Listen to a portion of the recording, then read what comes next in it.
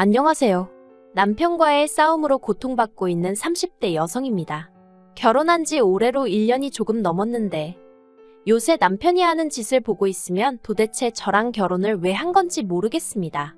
저는 평생을 함께할 사랑하는 배우자와 가정을 꾸렸다고 생각했는데 남편은 시부모님께 딸 하나 구해다 드리고 싶었던 건 아닌지 남편 하는 짓거리를 보고 있으면 정말 별의별 생각이 다 들더라고요. 그래서 남편에게 이혼하자고 했는데 남편은 이마저도 시부모님 가슴에 대못 박는 일이라며 이혼은 절대 못한다고 나와서 요새 골치가 아파 죽겠습니다. 아무튼 제가 이렇게 생각하게 된 이유는 정말 많은데 그중 몇 가지만 허심탄회하게 털어놓을게요. 남편과는 사회생활을 하면서 알게 된 사이예요. 남편이 제가 다니는 회사의 거래처 직원이었지요. 업무적으로 몇 번 같이 일을 하게 된 적이 있는데 그때 남편이 먼저 저를 보고 반했다고 들었습니다. 그리고 젊은 직원들만 보면 짝지어주길 좋아하던 저희 팀 팀장이 남편과 제 사이에서 다리가 되어주었어요. 솔직히 저는 그렇게 내키는 자리는 아니었는데 팀장이 혼자 신나서 난리도 아니었으니 제 입장에선 적당히 분위기를 맞춰줄 수밖에 없었달까요. 그리고 남편은 남편대로 저랑 만나게 되었으니 신이 났던 모양이고요. 아무튼 그렇게 만난 남편은 저에게 잘 보이고 싶어 안달이라도 난 것처럼 행동했는데 그게 싫지만은 않았네요. 이후로 저희는 1년이란 짧은 시간을 연애하고 결혼을 약속하게 되었습니다. 갑자기 결혼을 서두르게 된 건 남편의 나이가 33이었는데 하루라도 빨리 안정된 가정을 꾸리고 싶다고 했거든요. 저는 31살로 제 기준에서 말하자면 그렇게 결혼이 급하다고 생각하진 않았어요. 주변에도 아예 20대 후반에 결혼을 한 친구들도 있었지만 30대 중반까지는 일만 하겠다고 선언한 친구들도 있었으니까요. 하지만 그건 그 사람들 사정이고 남편은 하루빨리 저와 가정을 꾸리고 싶다고 졸라댔으니 그리고 연애하는 동안 크고 작은 다툼 없이 마치 무르르듯 지냈거든요. 그래서 결혼을 한다면 당연히 남편이나 남편 같은 사람과 하는 게 맞다고 생각했기에 알겠다고 했지요. 결혼할 때 양가로부터 크게 도움을 받은 건 없어요. 일단 시댁이나 친정이나 상황이 비등비등했거든요. 시댁의 경우 아버님이 공무원이셨는데 지방의 한직이라고 표현해도 될지 요새는 공무원이 되려면 1년이고 2년이고 공부해서 시험 보고 되는 게 당연한 일이었지만 예전에는 지인 추천이라고 해야 할까요? 어머님 쪽 어른이 아버님을 소위 꽂아준 자리라 들었습니다. 그래서 일도 많지 않고 몸도 편하다고 들었어요. 대신 월급을 제외하곤 수당이라고 딱히 받을 것도 없어서 어머님 아버님이 사는데 무리는 없지만 결혼하는 아들한테 뭐 하나 턱하니 해주실 사정은 아니었지요. 저희 친정은 친정 부모님 명의로 집이 2채 정도 있기는 했지만 친정아버지는 은퇴를 하신 상황이었거든요. 그렇다 보니 가지고 있던 아파트를 담보 삼아 대출을 받는 것도 불가능한 것은 아니었지만 그러면 상환은 어떻게 할 것이냐 그것이 문제였달까요. 그래서 제가 먼저 시댁에서도 아무것도 안 해주시는데 굳이 우리라고 무리할 필요는 없지 않냐며 아무것도 안 해주셔도 괜찮다고 말씀드렸습니다. 참고로 남편에게는 이 부분에 있어서 상의를 하진 않았는데 시댁에서 도와주지 않는다는 이야기를 들을 때 저 역시 남편이나 시부모님에게 특별한 이유를 들은 것도 아니고 이해를 부탁받지도 않았기에 똑같이 행동했어요. 하지만 남편은 나중에 이 얘기를 끄집어내서는 제가 시부모님을 무시한 거라는 말도 안 되는 억지를 쓰더라고요. 아무튼 그렇게 신혼살림을 차렸는데 저는 사실 그렇게 살가운 성격이 못 됩니다. 친한 친구들도 3-4명밖에 없을 정도로 내성적이고 사회생활은 말 그대로 사회생활을 하는 거지 제 사생활 이야기를 한다던가 고민거리를 털어놓는 일은 절대로 없어요. 그리고 남편도 연애할 때는 이런 제 성격을 좋아라 했습니다. 전에 사귀던 여자는 술자리하고 남자 여자 가릴 것 없이 사람을 너무 좋아해서 자기가 신경 쓸 일이 많았는데 저는 회사 집 운동 이렇게 3가지만 반복하고 친구들을 만나도 밥 먹고 커피 마시는 게 전부니 자기가 안심이 된다면서요. 그런데 막상 결혼을 하고 나니까 제가 나서서 집안 행사, 예를 들어 어머님 아버님 생신부터 시작해서 명절이라던가 그럴 때마다 어떻게 할지 뭘 먹을지 어디를 갈지 전부 다 제가 나서서 자리를 만들고 분위기를 이끌어 나가길 바라더라고요. 심지어 집들이 하던 날에는 대뜸 저더러 시부모님 앞에서 간드러지게 트로트 한 곡 뽑아보라는데 기분이 정말 좋지 않았습니다. 당장 친정부모님 앞에서도 내키지 않는 일인데 시부모님을 비롯한 시댁 식구들 다 있는 자리에서 제가 트로트를 왜 불러야 하나 싶었지요. 그래서 웃으면서 싫다고 하니까 남편이 오히려 아주 정색을 하면서 제가 분위기 다 망친다며 며느리가 돼서는 시부모님 기쁨조 좀 되어드리면 안 되냐는 거예요. 어이가 없어서 남편더러 기쁨조가 뭔지나 알고 그런 소리를 하냐 했습니다. 그렇게 분위기가 좀 험악해지고 나니까 그제서야 어머님이 나서서는 저더러 노래 안 해도 된다며 괜찮다 하셨는데 그나마도 나중에 집에 가실 때 따로 저를 불러서 그러시대요. 원래 하기 싫어도 남편이 해달라고 하면 한 번씩 해주고 그러는 게 아내가 할 일이라나요. 그리고 아버님이 트로트를 좋아하시니까 다음에는 한 곡조 연습해오랍니다. 황당해서 말도 안 나오더라니까요. 그리고 이후로도 그런 비슷한 일들이 반복되었어요. 저는 전혀 준비가 되어 있지 않았는데 남편은 제가 눈치껏 센스껏 어머님 아버님을 챙겼으면 하는 것들이요. 매주 금요일 저녁이면 남편은 어머님 아버님께 전화를 드리고는 저와는 상의도 없이 선의 바꿔줄게 하고는 전화기를 넘기기 일쑤였습니다. 그러면 솔직히 무슨 말을 해야 할지 모르겠더라고요. 어머님이 궁금해하시는 건 당신 아들이 어디 아픈 데는 없었는지, 뭘 먹고 출근을 했는지, 날씨가 더운데 옷은 어떻게 입고 다니는지, 솔직히 죄다 남편에게 직접 물어보시는 편이 훨씬 빠르겠다 싶은 것들이었으니까요. 그런데도 구태여 저랑 통화하길 원하셨고 말씀하시길 어머님 친구분들 딸들이 그렇게 잘하더라면서 당신도 공연이 보고 싶다던가 쇼핑이 가고 싶다던가. 하지만 솔직히 제 입장에선 그런 어머님의 말씀이 무척이나 부담스러웠습니다. 일단 저도 남편과 마찬가지로 직장 생활을 하고 있었던 데다가 시댁은 차로 왕복 4~5시간은 걸렸으니 까놓고 말해서 어떻게 해달라는 말씀이신지 종잡을 수가 없었달까요? 하지만 남편이 말하기를 시부모님은 꼭 뭔가를 바라고 하시는 말씀은 아니라며 저더러 전화통화만이라도 진심을 다해서 하라대요. 1~20분도 아니고 1시간을 말이에요. 그래서 언젠가부터는 아예 금요일 저녁 8시부터 9시는 어머님 아버님과 통화하는 시간, 이렇게 제 나름대로 스케줄로 정해두었습니다. 그랬더니 남편이 한다는 소리가 저더러 너무 일하듯이 하는 거 아니냐면서 의무감에 할 거면 하지 말랍니다. 진심과 성의 그리고 뭐 사랑이 느껴지질 않는다나요. 정말이지 그때는 남편 멱살이라도 잡고 싶은 심정이었어요. 이러면 이래서 별로다. 저러면 저래서 별로다. 정말이지 어느 장단에 춤을 춰야 할지 미치겠더라고요. 하지만 이런 크고 작은 일들에도 불구하고 저는 제 나름대로 남편과 제가 자라온 환경이 판이하게 다르고 남편은 며느리의 입장이란 게 어떤 의미인지 잘 모르니 저러는 거라고 어떻게든 남편을 이해해 보려고 했어요. 그래서 남편이 말도 안 되게 쓰는 억지에도 웬만하면 알겠다고 내가 시정하겠다고 말하고 상황을 어떻게든 정리하려고 들었지요. 하지만 그러는 것도 하루 이틀이지. 결국 얼마 전의 일로 전 완전히 폭발해버리고 말았네요.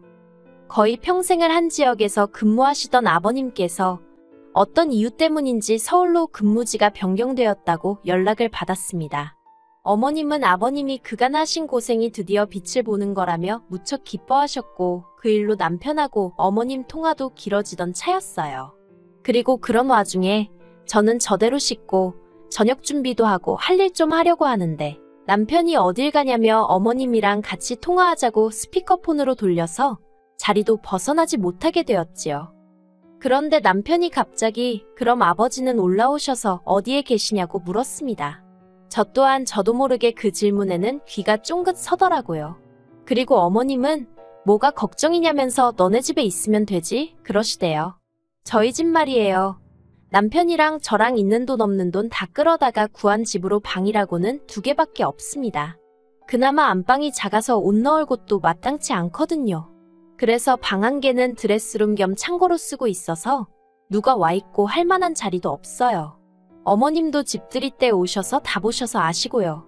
그런데 너무나 태연하게 너네 집에 있으면 된다는 어머님이나 거기다 대고 그러면 되겠다고 동조하는 남편이나 둘 다 이해가 되질 않았습니다. 그리고 이후로 전화를 끊기 전까지 남편과 어머님 둘이서 몇 마디 더 주고받던데 솔직히 귀에 들어오지도 않대요. 저는 아무 말도 하지 않았습니다. 당장 내일 오신다는 건 아니었고 지나가는 말씀으로 하신 소리일 수도 있었지만 그냥 머리가 너무 아팠어요.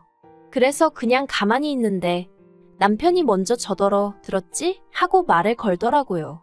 그래서 응, 듣긴 들었지 했습니다.